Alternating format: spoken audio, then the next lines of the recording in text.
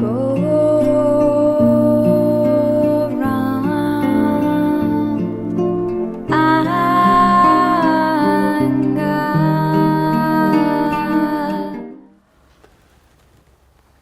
Developing a meditation habit.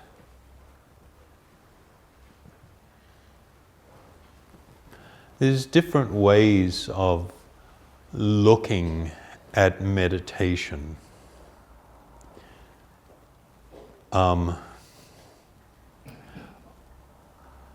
That go all the way from the idea that, I've kind of know who I am and I've got my life and everything's going on, and well, if I maybe add meditation to that, it'll improve the quality of my life.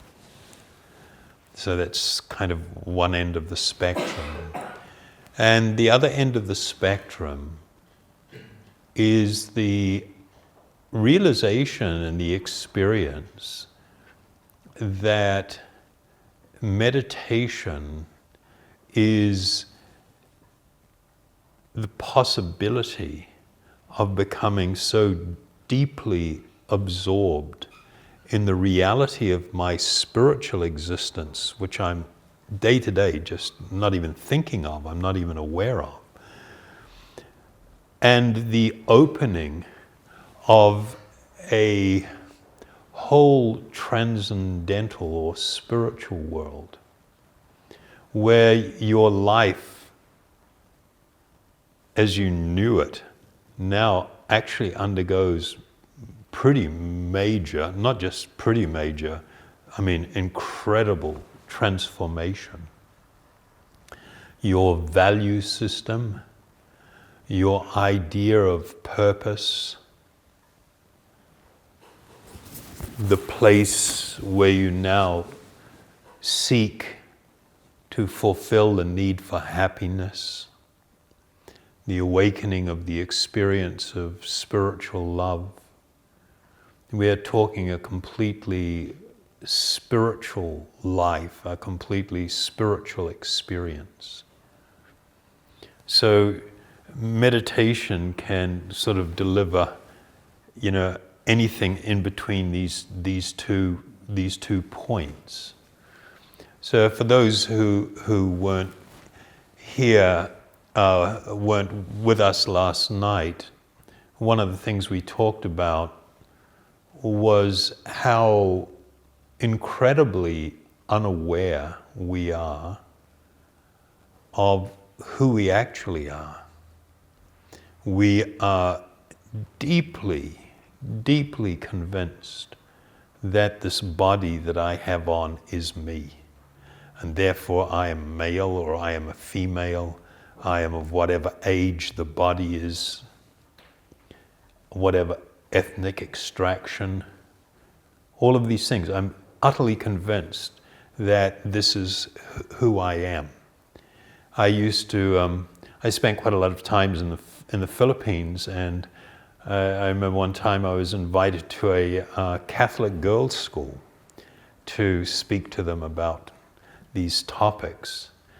And you just hand out like a little slip of paper to each person and ask them, please, just write down there, and just in a few short phrases, tell me who you are, describe yourself.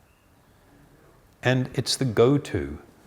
I am a Filipino, I am this age, I am this sex, I'm a female, I am, whatever height and body weight, and my complexion is like this, and my hair is like this.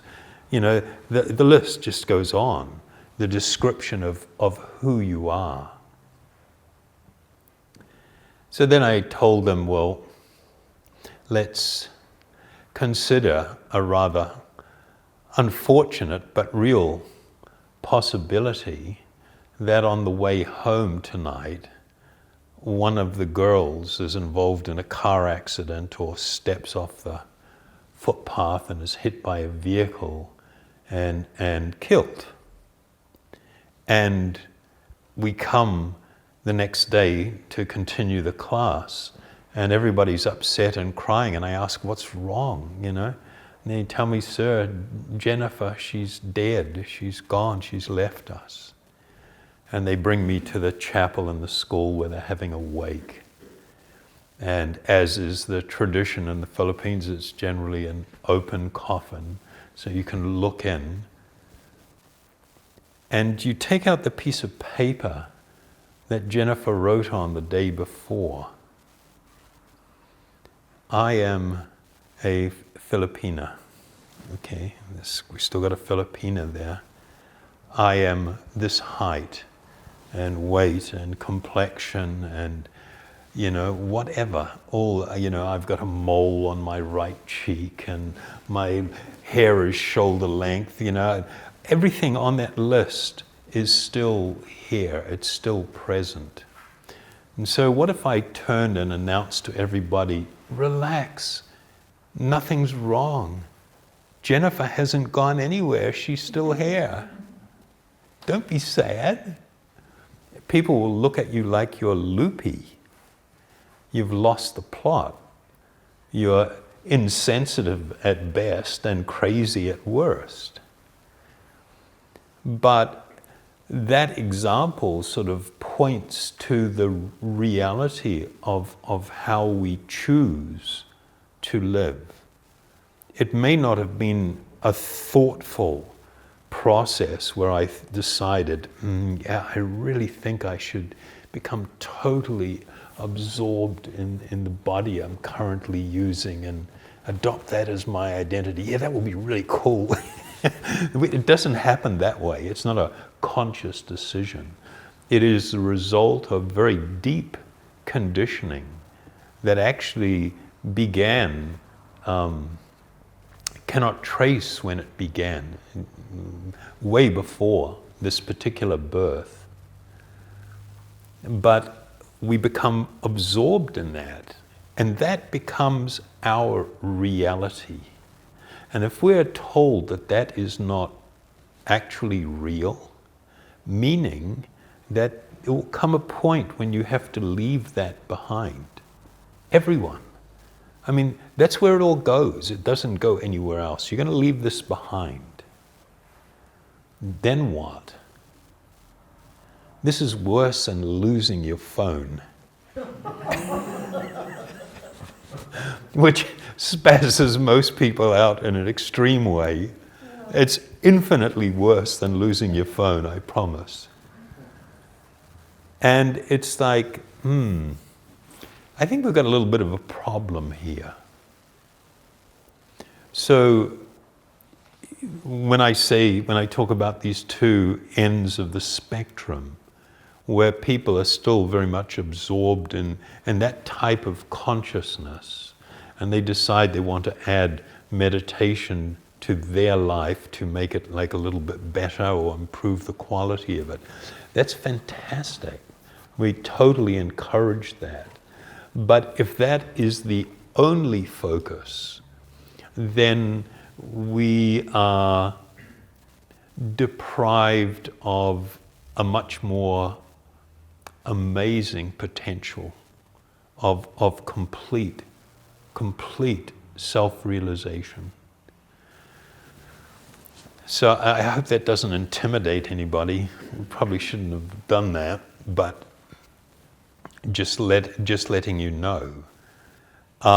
Generally what happens if people take to, and what I'm going to use the word an authentic meditation process, because there's lots of things out there that are not actually authentic, or I guess the right word is empowered to bring transformative change.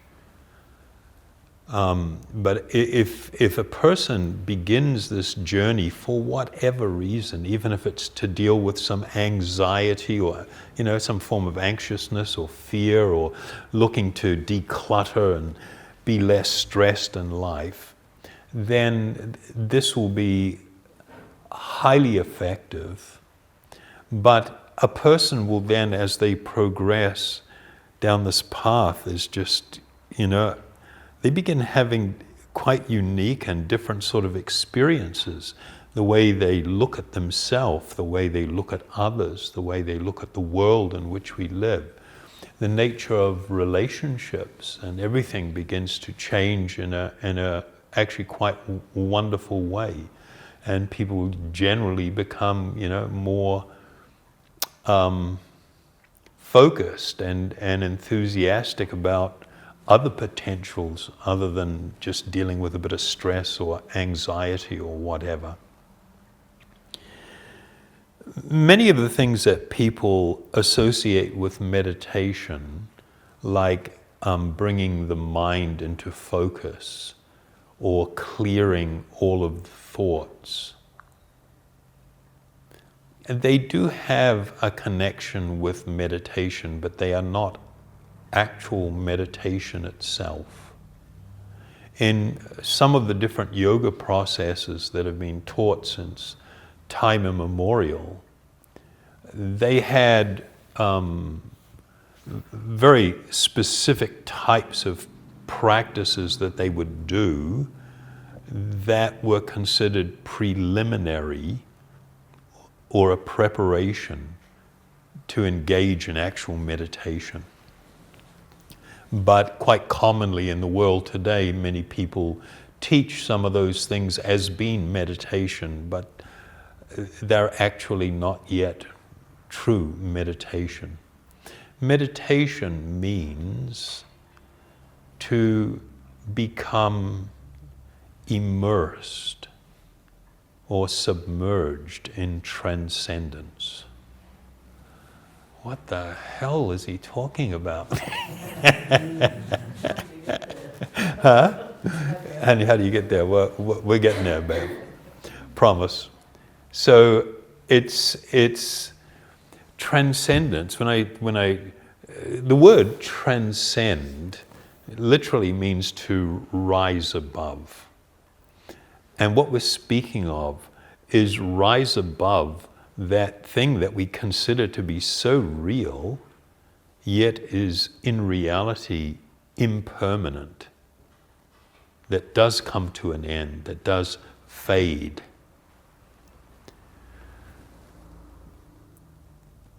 The processes of meditation are to help a person experience that. In the beginning, we experience it in smaller ways. Some people have like a really quite amazing reaction to encountering the spiritual experience, like when they hear some really nice chanting and they are able to actually really absorb themselves in it. Sometimes I've seen people have a reaction where the heart softens to such a degree that they may spontaneously shed some tears. There is a sense of joyfulness and something so uniquely beautiful and wonderful that they're getting a glimpse of. It's kind of like, whoa. It's sort of like, what happened, Other people don't have that experience, initially or immediately.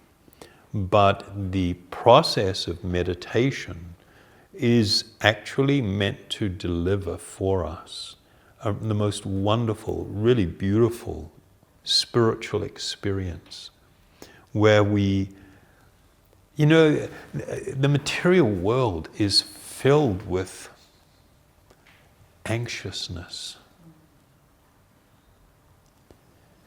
It's quite amazing. This anxiousness permeates our life constantly. When people look out the window and say there's some birds out there and they're pecking away, and everybody goes, oh, it's so cute, they're so beautiful. Those guys are just like nervous wrecks. A bird cannot just go and eat. It's always like, look, eat, look, eat, and a little noise. we have a concept from our point of view that it's like, oh, it's so peaceful. No, they're constantly in anxiety. They're afraid they're going to become somebody else's lunch.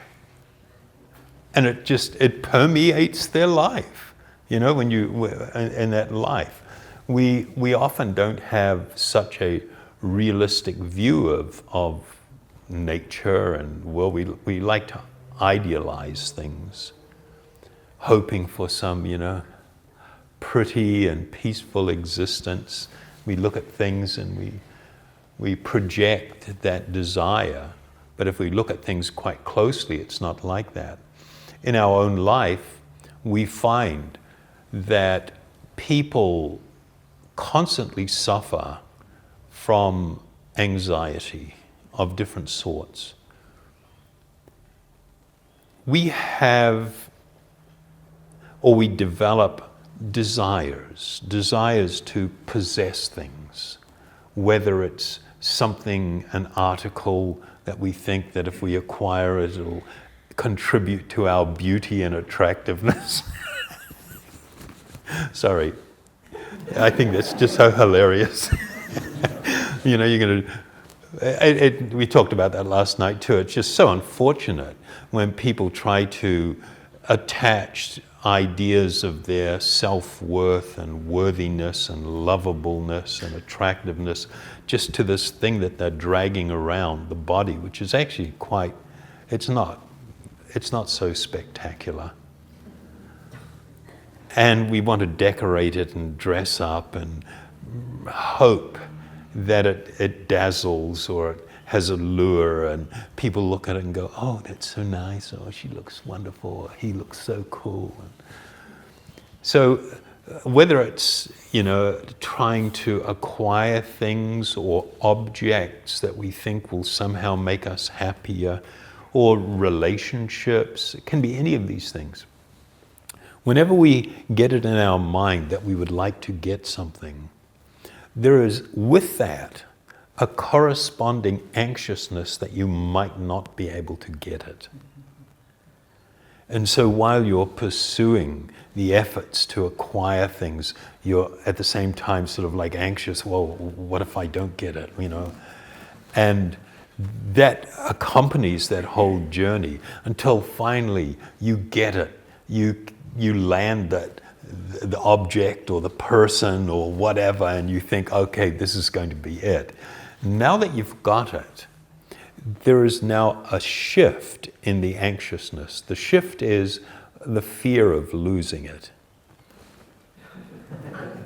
That the person is going to leave me, or somebody stole it, or it's not going to deliver and somehow or other. And so here I've got the things that I claim as mine, and at the same time I've got this anxiousness that comes with having all of these things.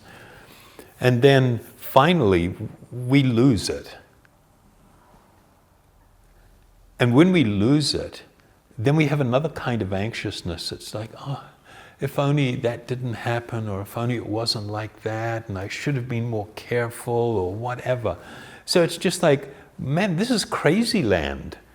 While I was hoping to get something, while I got it, whatever it is, and then finally when I lost it, I was constantly in anxiety about it. But because we're there all the time, we're not very much aware of how we are being affected, usually until we do lose something. And then we see how we react to that, how we respond to it, what it does to us. There is another kind of anxiousness also. The anxiousness or fear actually arises from the fear of death. Everybody is deeply moved by fear of death. This is the underpinning for all other forms of fear. And it becomes so readily apparent when you're in an aeroplane and everything is cool, and you're watching the movie, and you're on a vacation or something, or a business trip, and everything, and then suddenly you hit some turbulence, like severe turbulence. That instant white knuckle, and everybody kind of like looking around, and some people are praying. If it's heavy, it's just like everybody just goes into, spaz mode, big time, and they're just like flipping out. Some people are screaming and crying. If you get those heavy ones where people come out of the seats and stuff, and it's like, it's not like you suddenly became fearful. The fear was actually always there, and something has happened to sort of like pull the top off it. Now it's come out. And I mean, it can be just somebody going boo in the dark, somebody scaring us, or, a car screeching beside us suddenly, a parent whose kids are playing on the front lawn, and the sound of a car braking outside. Immediate panic, Although that one has more to do with the fear of loss.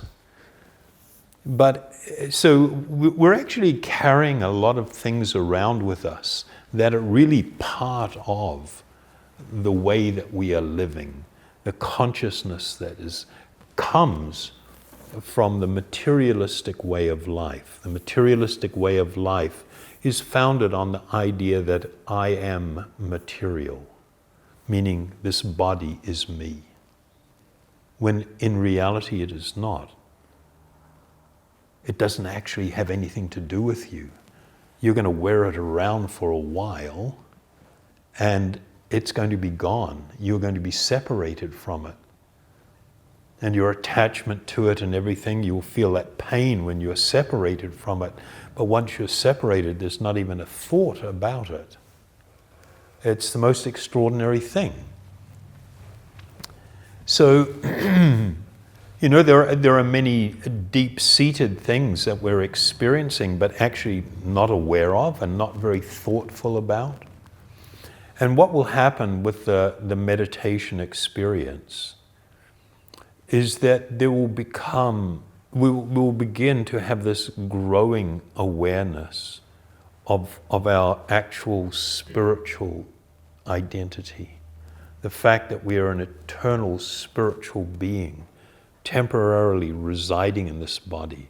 And we've utterly lost touch with ourselves, in the sense we don't even know who we are. We are just living out this other experience. So the process of meditation, one of the greatest benefits that it will deliver is the gradual awakening of our true spiritual identity, and feeling more in connection with that and experiencing the reality of that, which will then cause all of these other things that we've been talking about to gradually just evaporate, to just become less and less effect and influence in our life. Meditation habit. I thought it was actually kind of a good title.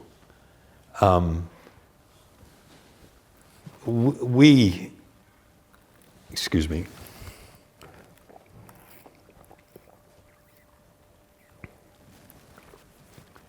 We are often really unaware of how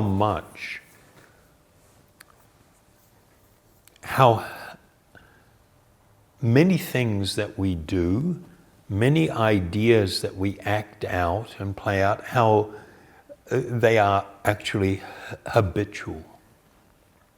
We have these kind of go-tos.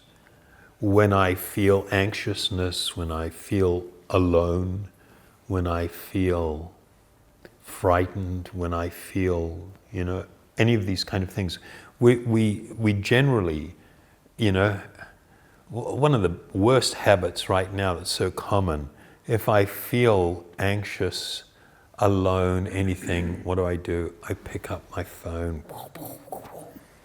Used to be like, when somebody came home and they walk into the house and there's no one else there and it's all quiet. The majority of people don't actually like that. They'll walk to the fridge and open the fridge and just stand there looking into the fridge. They're trying to fill a hole inside without recognizing that there is a hole inside. I mean, advertising. Advertising is utterly based on the recognition that every single person is empty. Even if you've got all kinds of stuff, even if you've got all kinds of talents and abilities and things, everybody is empty. And what they're going to do is offer you stuff that will fill up that emptiness. They will offer you stuff. And so you get these Coca-Cola, back in the 80s, was it? Coke is it. Coke is it. Is what? They don't even have to explain it. When they say Coke is it actually subconsciously it resonates with everyone, because everyone recognizes there's this emptiness. I can remember this classic ad when I lived in Asia, in the Philippines. It was this a cigarette commercial from the 70s, and they had this woman with she had a Karen Carpenter kind of voice, it was really beautiful voice. And the words in their jingle, the brand of the cigarette was hope.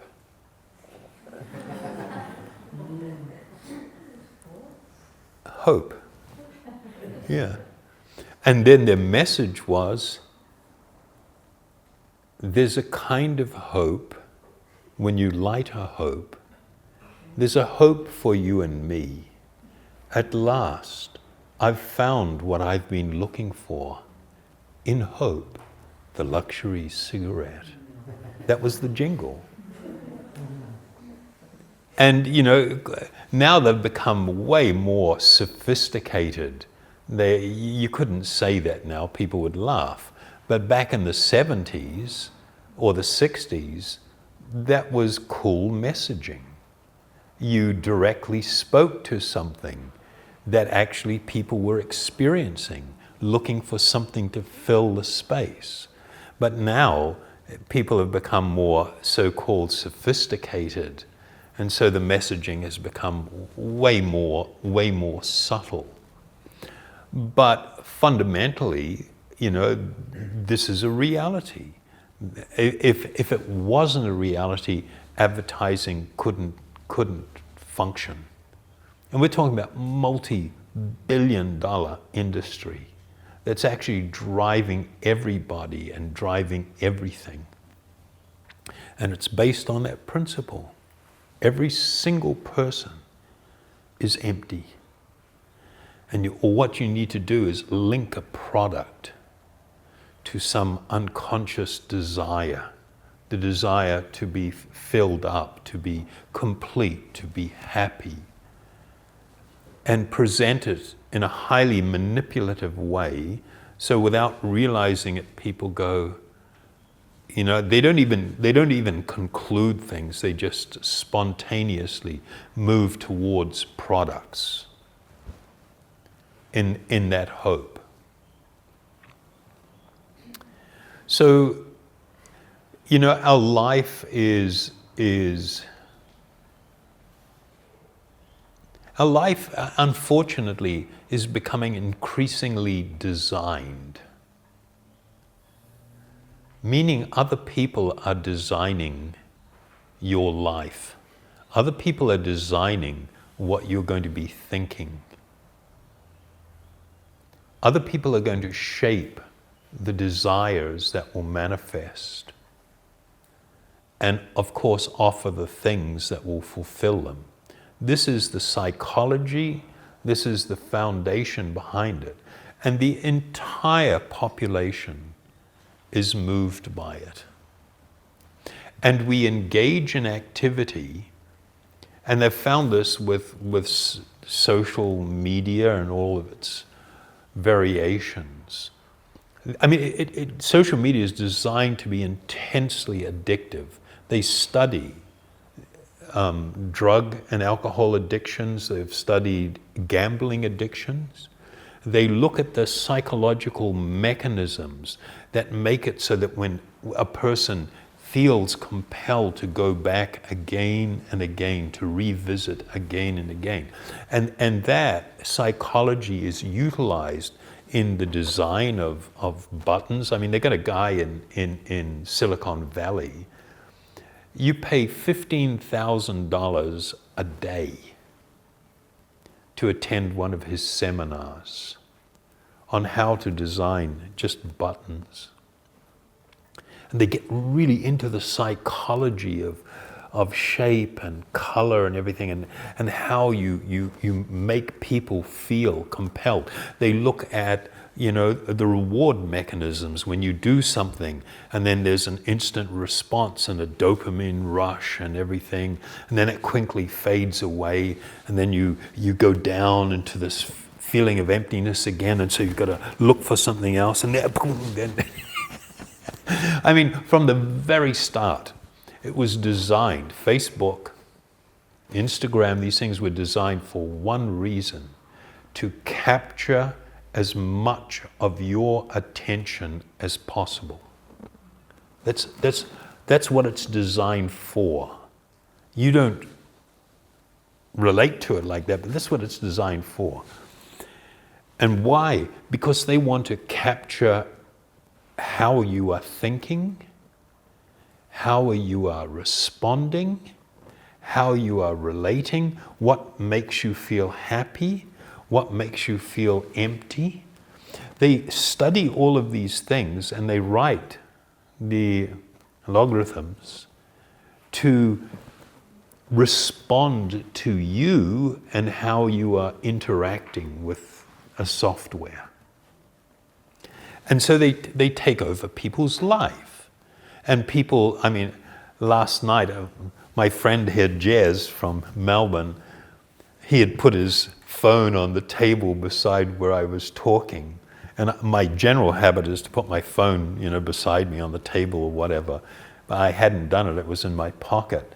And when I stood up to step off the little stage thing, I just looked over and saw an iPhone and picked it up and put it in my pocket and walked away. And I didn't realize I had it till I got home. Then I thought, somebody is losing it right now. Were you losing it? Somewhat. Yeah. I mean, and I really admire Jez, speaking about it like that, because, he has a great wealth of experience in this process of meditation and everything, and yet, there's this recognition that I'm still being affected like this. I'm still being affected by these things. And it's largely because, without recognizing it, what we call life engages in many types of habitual behavior. And the habitual behavior that we engage in, we feel safe and secure there because it's very familiar. We've gone there before, and we can go there again. But we don't really consider what the effect is on us. And you don't recognize it until something like that happens. Somebody walks away with your phone, or you try going home and seeing the fire engine outside and just everything burnt to a crisp, to a rubble. And then you start flashing of all your stuff and all, and the anxiety and the panic. We're carrying all this stuff around all the time without recognizing it. It's become kind of like we think of it as it's just part of the life experience. And this is always the result of habit. You know, we've developed, and not just on our own, thoughtfully and consciously, just by all these influences around us, we've cultivated habits. And we've had these constant go-tos. The problem is they're not doing anything for us. They're actually making our life more unhappy. More unhappy. We may not feel the unhappiness immediately, but there will be a cumulative effect. And as we get to the later part of life, the later stages, it's just like, what the hell was that for? You know, when I was a kid, I used to look at old people like they were another species or something. I couldn't actually really imagine them as being young. They used to say, yeah, when I was a young kid, you know, it's like, yeah, sure, you know. and you can't really relate that they were like you know. I don't know if other people, quite a few people seem to be showing that they have the same sort of reaction. But, you know, it's an amazing thing. I'm my body, you know, I'm now an old dude. And it ain't fun anymore. And you actually spend more time as an old dude than you do as a young person. When your body's young, when it's youthful and energetic, you know, it's like this goes on forever. Fantasy. This, you know, changes very rapidly. And then you're caught up in this humongous battle against time, trying to reverse what's going on. You know, you invest vast amounts of money and energy and effort trying to reverse what's actually the aging process. And then all the stuff that comes with it, you know, the chronic illnesses and all that heavy stuff. And it's just like, but because we have learned to develop habits that are actually not productive in helping us come to see things with clarity and live a life of real purpose and meaning, where we're actually getting really incredible experience from it. You know, we just headed on this downward slope, this plod, you know, where it just leads to what? Crash and burn. Nothing fantastic about that.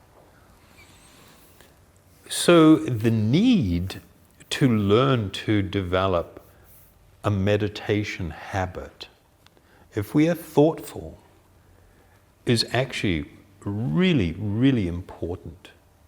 And whether you are going to engage in meditation and build a habit for the purpose of just getting rid of some of the anxiety or stress and having a little bit higher quality of life, or whether you're going to seek some really deeper meaning to your life and purpose, you will derive enormous benefit. But it has to become habitual also, in the sense that it has to be something that you do regularly engage in. The process of meditation, the benefits of it, will be most acutely felt or experienced when it's not the amount of time as much as the regularity that you do things. Learning to take on board some things, some practices that will make it so that there can be this transformation. If you are, it's kind of like you go out and play in the dirt, and you're all dirty, and you come inside and you take a shower. And then you spend like 5 hours in the shower just scrubbing everything clean. But then you don't take a shower again for a couple of days, and you just spend the next couple of days out in the dirt. It was like, well, that wasn't so beneficial. But if I regularly bathe, it's much more effective than bathing super well once a week. That might be a bit of a corny example, but actually that's something that you can really compare the meditation habit to. Because we have become habitual in our go-tos, our values, what we see as being important, which are all things that have been planted in us, and we're very conditioned by all these things. There is this need to counter that influence by engaging in something that will actually counter it, and to do it regularly. The amount of time is not as important as the regularity. So today we're going to be giving you some different types of experiences, and you will learn some different methods that can be applied in the meditation. The foundation of all meditation, as I said before, is becoming immersed in transcendence, and that which is spiritual and that which is transcendental. And it will have that purifying effect of the heart and the mind. So we know, while there were all kinds of things that have been taught since ancient time, we actually live in a period of time where people are categorized by the ancient sages as being in pretty bad shape. They consider, and I'll just make a point, while in ancient times people lived much more simple lives, that was a life choice. That was an actual life choice, because they had a very clear idea of what the purpose of this life was, and they lived very much tied to that. We have mistakenly come to think that because we have access to technology, we've become smarter. They call it a smartphone. Whereas actually all it's doing you is dumbing you down. They should call it a dumb phone. Really, it's dumbing you down. It's making it so you can't be critically aware, that you're not going to be there's not going to be very much self-awareness, that you are not going to have control. They want control of your life. This is another part of the messaging of advertising. And it's really epitomized in Nike. Their slogan, just do it. Don't think about it. Just do it. And they've created this whole thing where you are meant to be constantly surrendering to your desires. Constantly surrendering it to whatever desire you have. It is sacred. It is valuable. I mean, it can be incredibly perverted, but you are taught that it's sacred, it's special. If you have that desire, you deserve to be able to fulfill it. It's your right. Go for it. Don't think about it. Don't feel guilty. Don't have any of those things. Just embrace it. This is a horrible message. This is pure hedonism. Pure hedonism. And this is the type of, messaging we're constantly getting. And so this contributes to, our current state and where we will be in the future and how things are all going to turn out for us. So the need to sort of like be able to counter these influences is going to be really dependent upon our ability to develop a habit that's going to bring change, a habit that's going to purify, a habit that's going to make us strong as individuals, where we can actually function independently of all these influences and actually make up our own mind based upon what is in my best interest, rather than just being, led around the place. So one of the things that they'll be teaching you later, they've introduced some of the basic breathing things that you can do, which are always good to begin some of the practices, because it just helps us settle and become a little bit more aware and thoughtful and relaxed, and be able to focus on this process.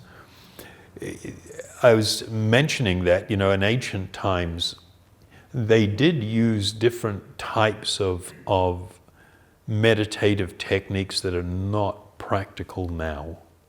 They're not practical now because people just don't have the ability.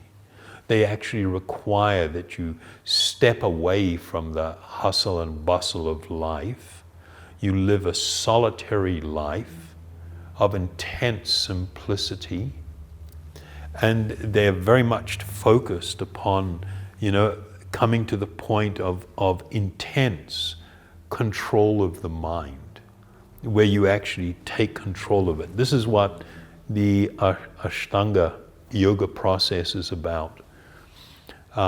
They teach codes to live by, things to be avoided. Then there was asana, which was meant for the purpose of making a healthy and strong body so you could sit for many hours in meditation.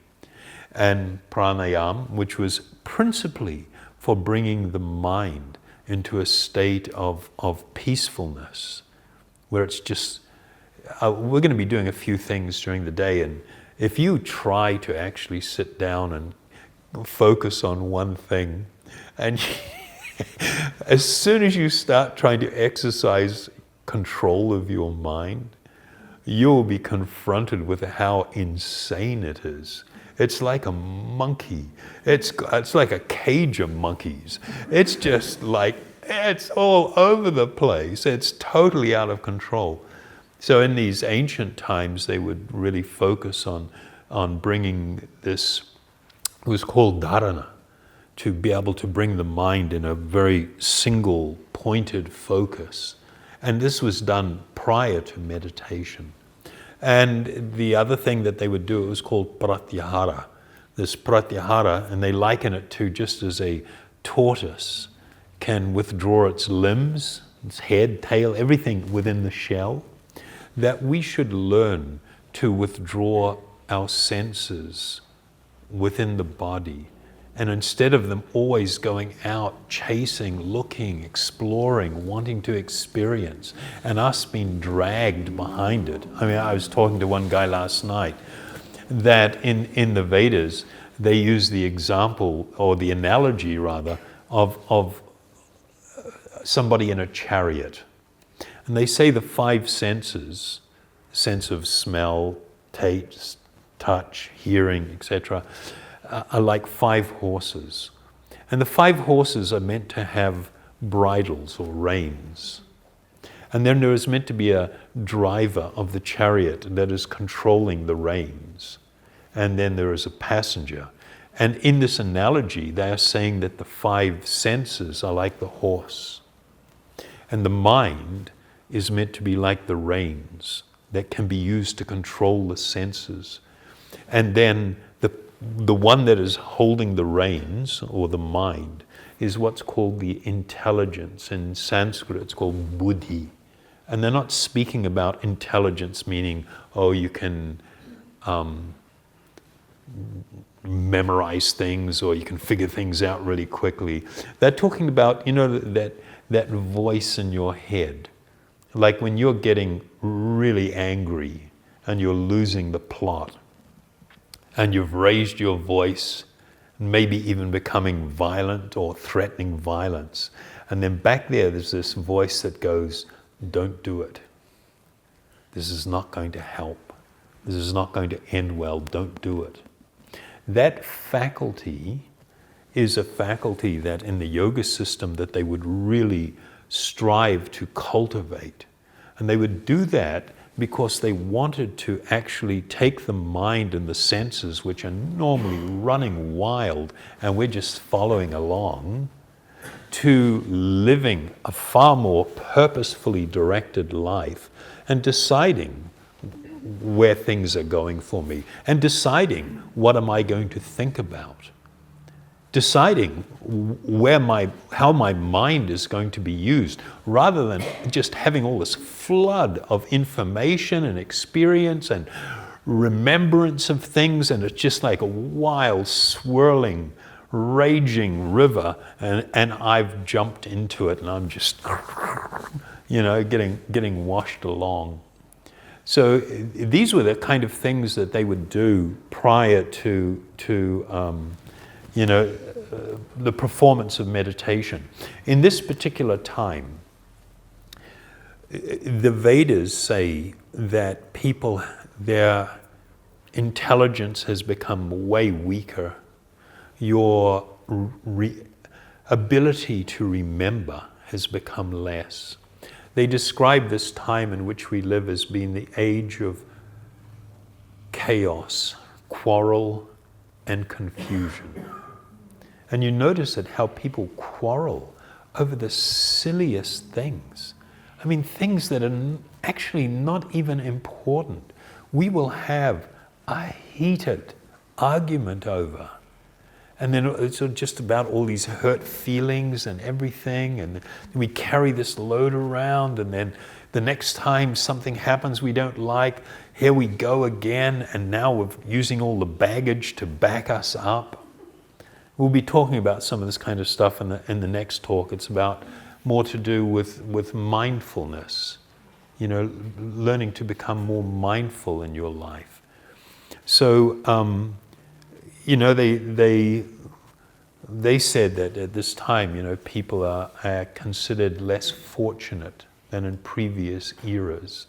And while we have massive amounts of technology, as the brilliant and very spiritually directed economist E.F. Schumacher, I don't know if anybody remembers him, he was a guy, he wrote a book called Small is Beautiful back in the very early 70s.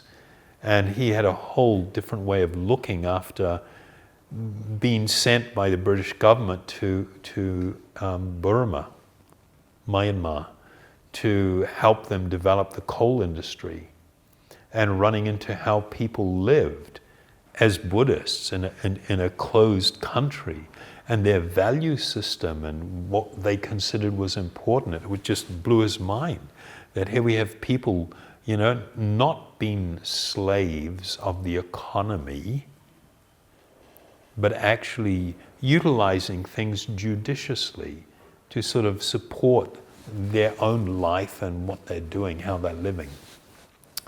So he said, it is a mistake to think that the introduction of technology should be equated with wisdom. When there is a fundamental lack of wisdom, the introduction of technology just magnifies that ignorance. So just because you have a smartphone, it doesn't make you smart. You could be incredibly dumb. You may have 2 PhDs and be really dumb. Not know how to navigate your way through life and find what is important and valuable. So we'll deal with some of these things, and we'll talk about and show you some of the techniques and things that you can use. But almost everything that we're going to be teaching you or sharing with you is going to be focused upon the use of spiritual sound or transcendental sound, because this is the most effective and efficient means to become deeply absorbed in transcendence, to experience a spiritual reality, and to become completely transformed, and to live a very wonderful life. Okay? We good? Was that too long? No? Pretty interesting, yeah? Like, wow! I'm just like amazed at this stuff. And this is just like little tiny bit on the surface. You know, as you penetrate what's there, the wealth of wisdom and experience, you know, it can benefit you so much in ways that you cannot even begin to comprehend and imagine. Promise. And you don't have to be special. You're already more than special enough. This process, as I mentioned last night, is the process of uncovering what is already there. You are an eternal spiritual being. Everything that you need lies within. We have this tendency, as I mentioned earlier, advertising recognizes that every single person is empty. And in the quest to fill up that emptiness, we're always going out, out, out, always looking around us, trying to experience, get things and pull them in close in the hope that if I cuddle up with them, somehow that will fulfill me. And it doesn't. We're talking about a journey within.